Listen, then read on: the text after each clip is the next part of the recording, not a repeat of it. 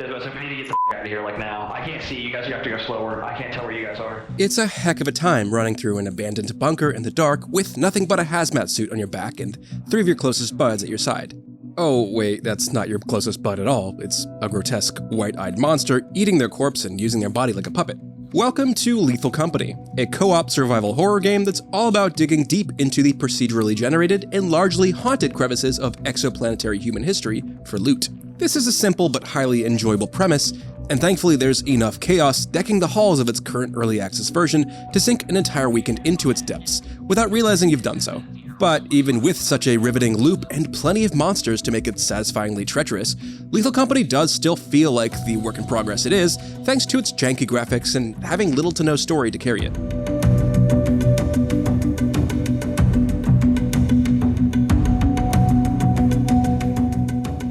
Each successful run through these abandoned lunar tunnels lets everyone in your squad invest in better gear, like flashlights and eventually high-powered jetpacks,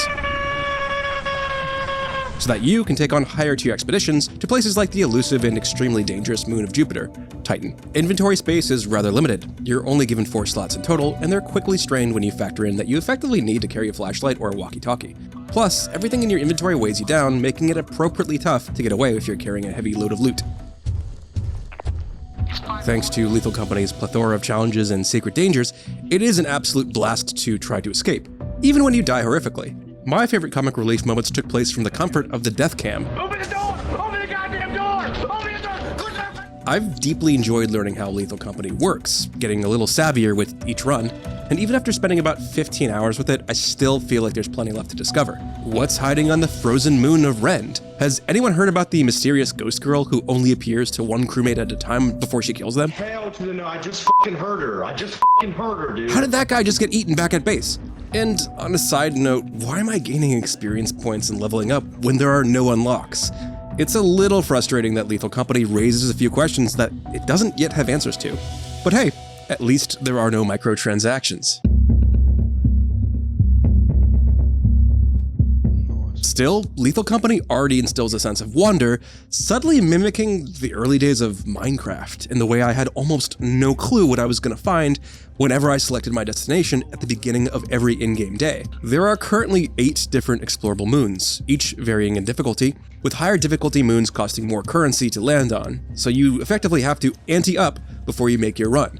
The surface of each moon is static, so it's possible to familiarize yourself with their maps and attempt to plan your route ahead of an excursion, but the real excitement begins once you and your crew enter the randomized and unpredictable labyrinthine underground complexes. For every run, you're only given 3 in-game days to find enough scrap to reach your profit quota, meaning there's a baked-in deadline and you're racing against the clock. Once it strikes 5:30 p.m., the entire landscape becomes a living threat. Luckily, each in-game day is reasonably long, around 10 minutes or so, and I've encountered countless moments where I became separated from a teammate as they faced what seemed like certain death, only for us to rendezvous back at the ship and share our wildly differing stories of how we individually survived and made our way back to safety. But it loses some momentum, because there isn't too much to carry you forward from one run to the next. Aside from a few data logs, there's zero story to follow. Progress through the campaign is entirely about surviving to meet the next quota, and that's it. And even with procedural generation, or maybe because of it, the endless bunkers and basements of Lethal Company's lowest tier planets all look alike, and this means they can get stale very quickly. I wish some of the alternative locations and higher level areas showed up earlier. Most of the enjoyment in Lethal Company comes from multiplayer antics. Like any co-op game, communication and coordination are key to carefully planning and executing the safe extraction of loot from the bowels of a dungeon, with all your party members intact at least. And all that underlying tension truly reaches its zenith when your initial plan goes awry, scattering your team and sending you running for your lives. Each of these terrifying adversaries have different tricks and strategies, forcing you to adapt accordingly. For example, the shadowy bracken stalks its prey while shying away from direct light, but it has a knack for easily skirting around corridors in the dark and flanking unaware adventurers. At the same time, you have to keep an eye out for the creepy doll-esque coilhead, which rushes toward you at lightning speed unless you're looking directly at it, in which case it freezes in place like a Doctor Who weeping angel statue. Most of these opponents range from fairly difficult to impossible to kill, and this is partially because Lethal Company rarely equips you with conventional weaponry. There are no guns here, Your best bet is a melee weapon like a yield sign. Most of the time, it's just a good idea to lighten your load and simply run in the opposite direction. Spicing things up even more, sounds attract the attention of these nefarious monsters, including any noises picked up by each player's microphone. Setting up push to talk is a good way to stay covert when you don't need to speak, but chatting with your teammates is a fundamental survival tool.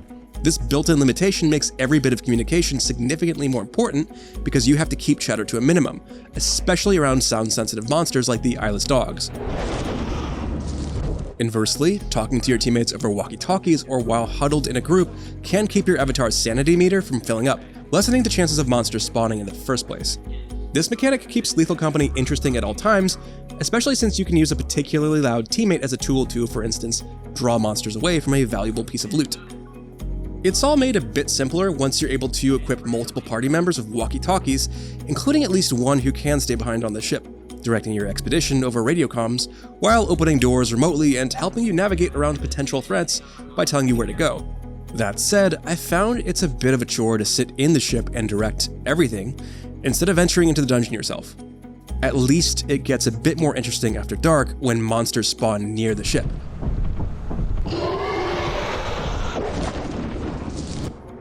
This forces the operator to be quiet, otherwise they'll invite the unwanted attention of passing creatures who can break in and eat them. Darkness is as much an antagonist as any of the marauding creatures stalking Lethal Company's hallways. Everything, even the interior of your ship, is dark, dreary, muddy, and deeply unsettling. Most of the time, unrelenting darkness obscures potential threats or even portrays distant team members as oncoming monsters.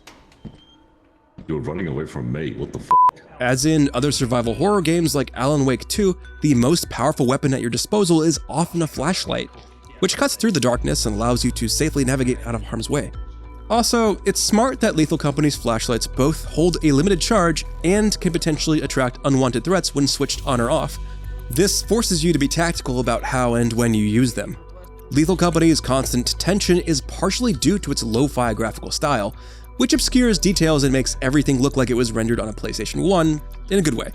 But that's a double-edged sword, especially when low-resolution art, inelegant character animations, and chunky monster designs work against its otherwise gripping atmosphere.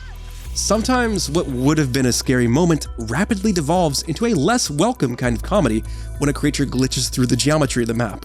The sound is a bright spot though. Everything from stomping monsters to the terrified screams of your teammates to a rusty door jarring itself open somewhere down the hallway behind you is all skillfully attenuated to up the spooky ante.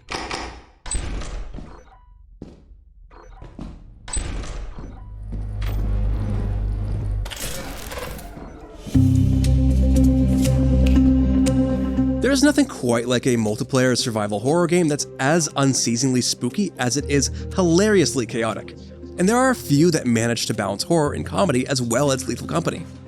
Even in its early access phase, this co-op loot hunt manages to transcend its limited content and missing systems, making it a good time for those willing to brave its haunted halls, especially with the volume turned up. Still, there's no real story to speak of, and its tension is deflated a bit, for better or worse, by an unappealing and jankily animated art style, overused dungeon templates, and an unrealized progression system that feels as cold and lifeless as the void.